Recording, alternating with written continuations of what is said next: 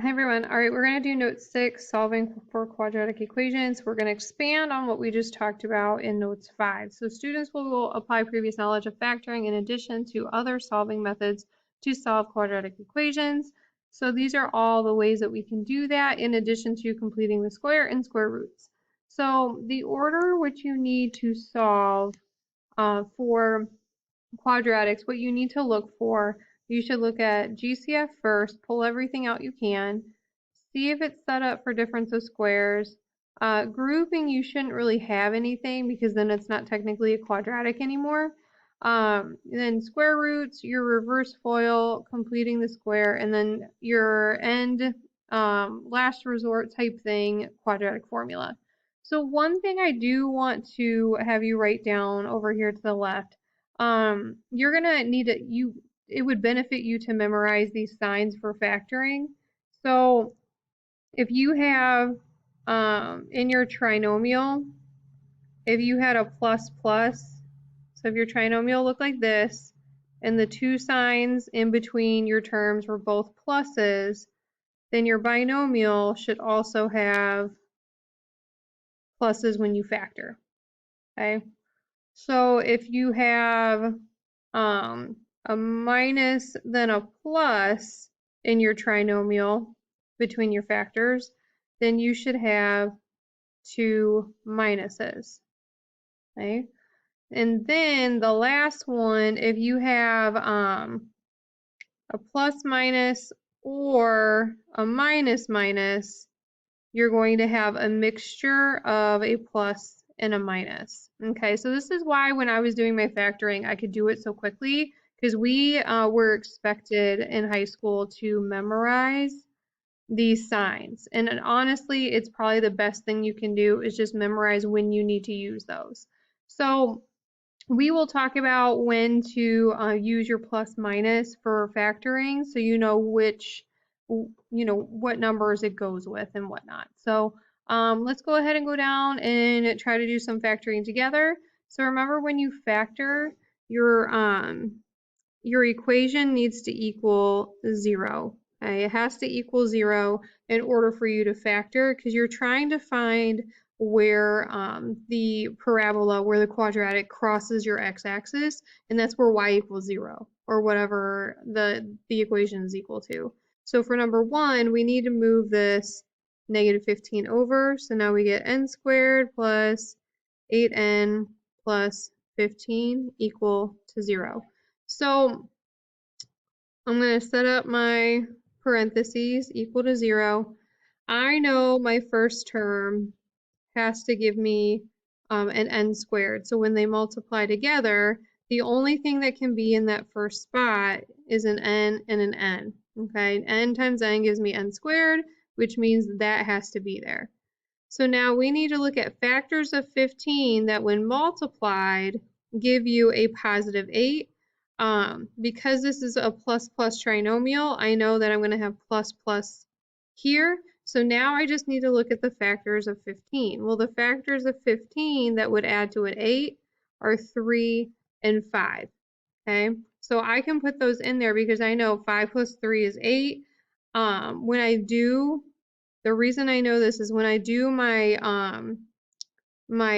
inner and last, my inner and outer, I'm sorry, inner and outer, my 3n adds to my 5n. So I know if I can find the right terms for the n squared and I can find the right terms for the 15, whatever numbers are in those positions, I know my middle term has to be right. Okay, and this is a lot of kids are like, well, aren't you just guessing and checking? Absolutely, but at some point you get so good at it that it's not guessing and checking anymore. Okay, you're doing a lot of mental math, which is great because you're using what you know. You're not depending on the calculator or depending on a fancy method to do it. So now the last thing that we need to do is we need to solve. So I'm gonna just kind of move up here. So I'm gonna take my n plus 3 and set it equal to 0. I'm going to take my n plus 5 and equal to 0. And so n is either going to equal negative 3 or negative 5. those are the two numbers that make the whole thing 0. So if you plug those back in, you should get 0. Okay. So for 2,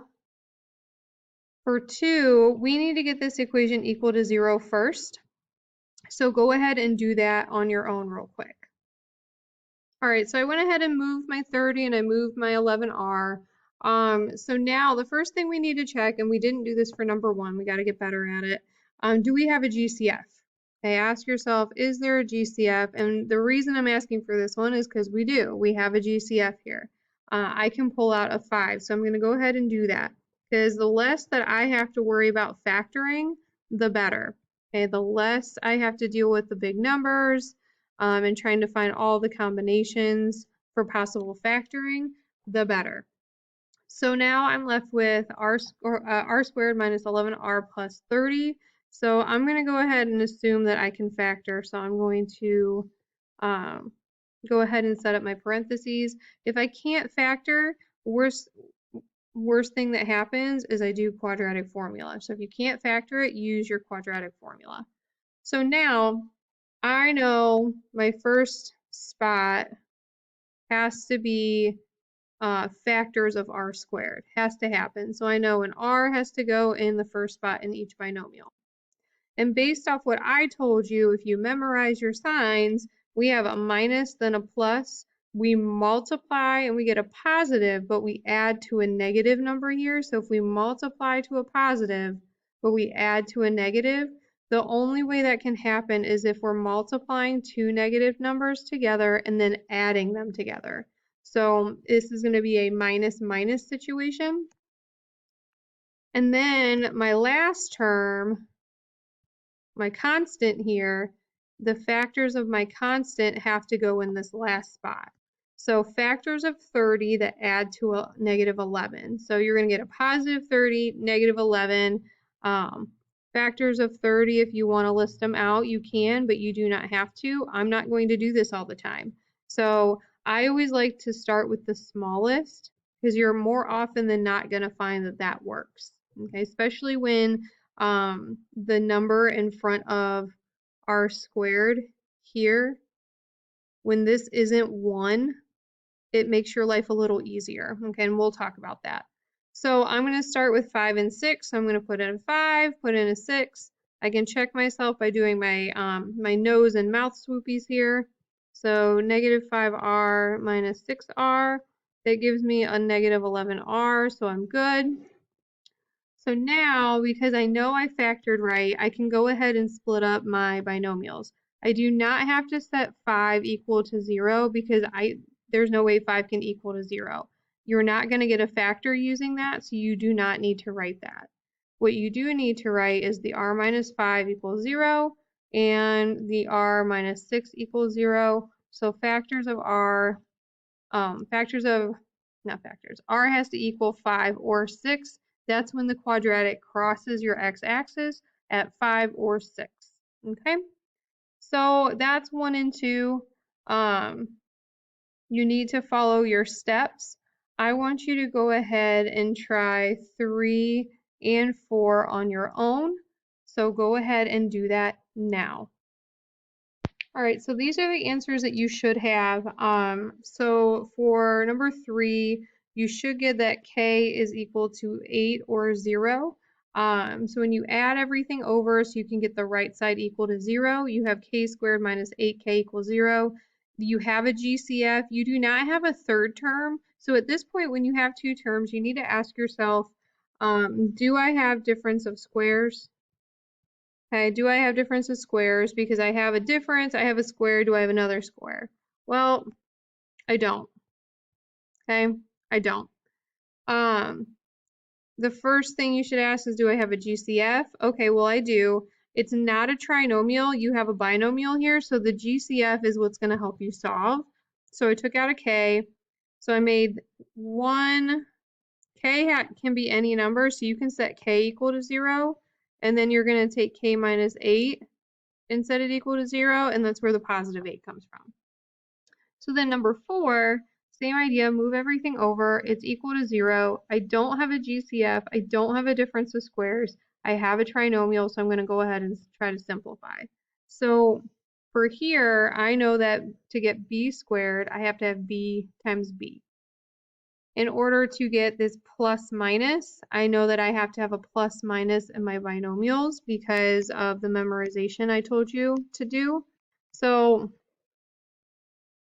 I know I have to have a plus minus here.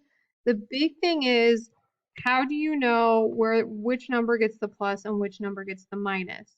So when you're multiplying to get a negative, you need to look at what you're getting for your middle term. Are you getting a positive number or are you getting a negative number?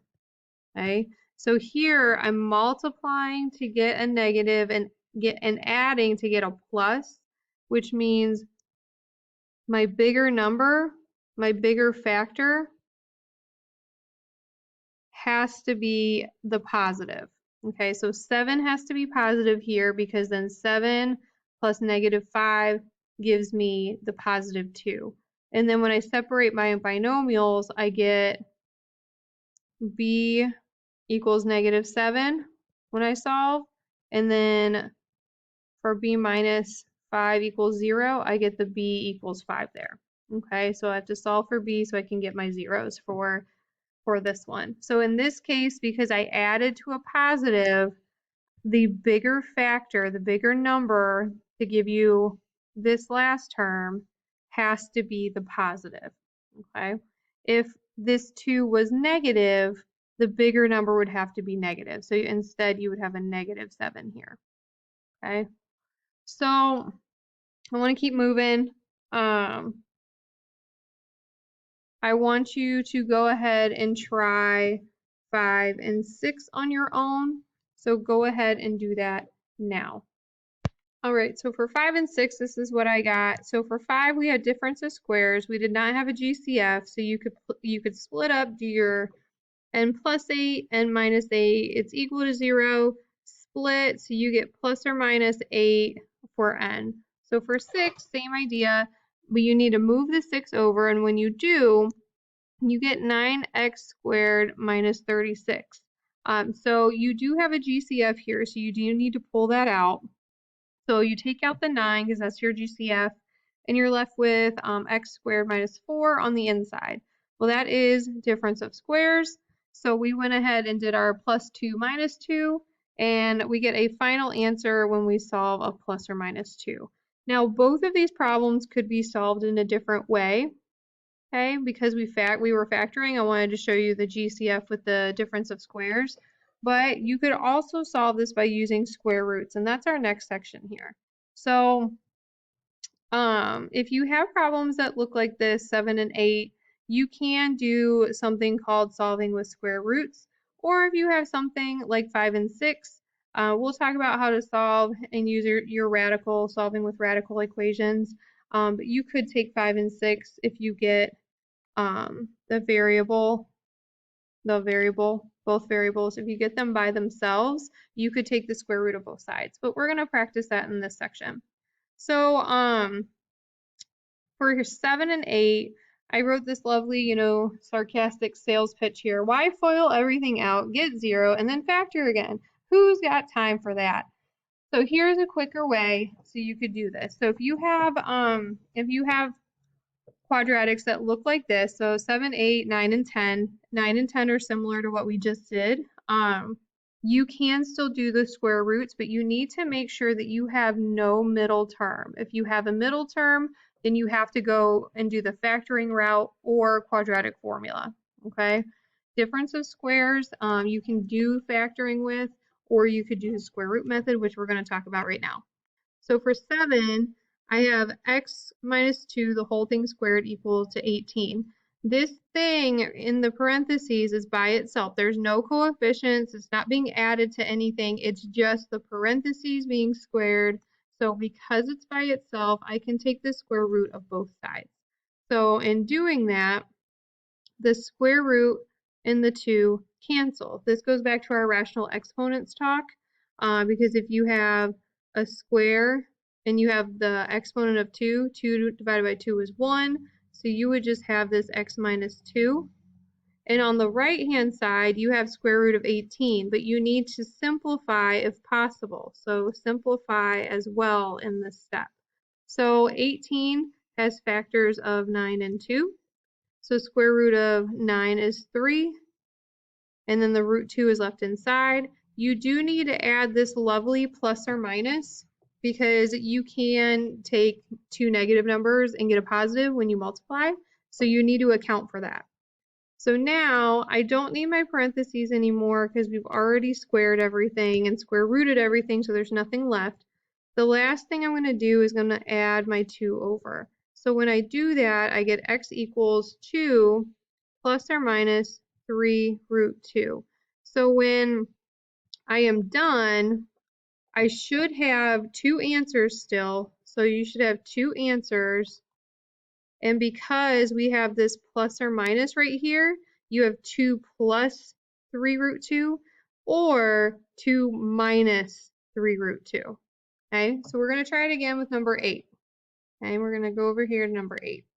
So we have x plus 7, the whole thing squared, and it's equal to 49 over 16. So the square root, not the square root, the thing that's being squared is by itself. It's not adding anything. It doesn't have a coefficient. So I can go ahead and take the square root. So when I do that, the square root and the square cancel, and I'm left with what's inside. So x plus 7. So now we're going to simplify. So luckily for us, the square root of 49 is a perfect, or 49 is a perfect square, so you get 7. 16 is also a perfect square, so you get 4. But you need to make sure you add in this plus or minus, because you could have negative 7 over 4 times itself, and you would still get 49 over 16. So then our last step is just to move over whatever's on the inside. So now I have 2 answers still, negative 7 plus the 7 over 4 and negative 7 minus 7 over 4. And that's your answer. Okay, so if you didn't do this method, you would have to FOIL out 7 and 8, move your stuff on the right side to the left side, factor again, or attempt to factor again, and then go through all that work. So if you couldn't factor, which 7 and 8 you would, 7 you wouldn't be able to factor, 8 you could, but it wouldn't be fun. We should actually simplify that more. 7 you would have to use the quadratic formula. So if you didn't do the square roots, which is totally fine, you don't have to, you would have to go through this long process. So I just want to do my due diligence and simplify my answers. If I'm going to expect you to do it, then I should probably do it too, huh? So negative 7 plus 7 over 4 gives you negative 21 over 4. And then your other answer should be negative 35 over 4. Okay. All right. So for 9 and 10, again, those are very similar to what we just did with 5 and 6, the difference of squares. So in order to use square roots here, you would need to move over anything that wasn't with the square root. So we're going to add the 9 over here. And then we're going to divide by the coefficient because this x squared needs to be by itself. So now I have x squared by itself equal to 9 over 25, square root both sides. And so when I do that, I get x equals plus or minus whatever the radical gives me. And in this case, it's awesome. I have perfect squares. So this should be plus or minus 3 over 5. Okay. So same with 10. Most of the work is already done for you. You could do difference of squares if you wanted to move the 81 over. I don't recommend that because half of the work is already done for you. So I'm going to divide by 16 because I'm just going to square root this guy. I want it to go away. I want to be done with this problem. So I'm going to square root. So x is going to equal plus or minus. I have perfect squares because I know them. I've memorized them. So I know solving with square roots is going to be so much easier in this case. So this is plus or minus 9 over 4. Okay. So at this point, I want you to do 11 and 12 on your own. So go ahead and do that now. All right, so for 11, these aren't a difference a difference of squares. You do have a difference, but 7 is not a perfect square and 105 is not. So this you would need to do square roots with. So you're going to subtract over the 105, so you should have a positive 105 right here. Divide by 7, and then you can take the square root. So now 15 is not a perfect square, so you would just leave it as x equals plus or minus root 15. You have your two solutions. A quadratic always has two solutions. Two solutions, technically one solution, or zero solutions. So if you can find both, you need to find both. So for 12, I'm going to take the square root of both sides because the parentheses are by themselves already. 36 is a perfect square, so plus or minus 6. Subtract the 5, and I end up with negative 11 or 1. So x equals negative 11 or 1. So at this point, I'm going to stop the video. So this will be part 1, and you'll do part 2 the next day. Have a great day.